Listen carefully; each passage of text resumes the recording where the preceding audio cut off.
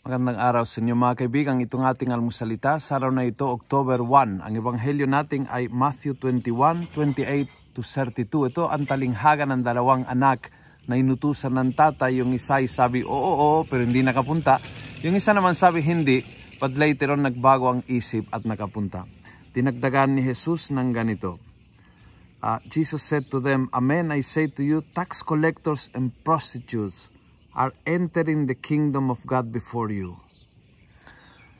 Alam mo, isang hamon sa ating is seryosuhin ang ating pananampalataya. Minsan ang tao walang malinaw o matibay na pananampalataya ay mas naghahanap sa Diyos kaysa tayo mga tao na sanay na sa Diyos.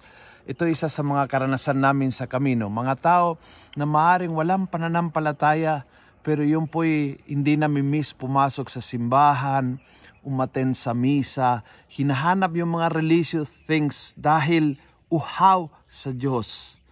Minsan tayo mga tao na lagi nasa simbahan ay saturated at hindi hinahanap, na wala yung hangat, na wala yung gutom, na wala yung uhaw sa Diyos.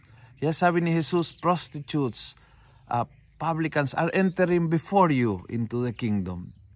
Bilang mga tao na may pananampalataya, huwag kang tumigil na hanapin ang Diyos ng buong puso, buong isip, buong lakas. Is your priority today.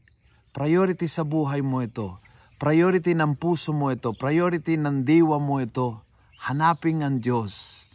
Dahil kapag tumigil sa paghahanap sa Kanya, nawawala ang bisa, kabuluhan ng ating buhay. Kung nagustuhan mo ang video ito, pass it on. Punuin natin ng good news ang social media. Gawin natin viral. Araw-araw ang salita ng Diyos. And God bless.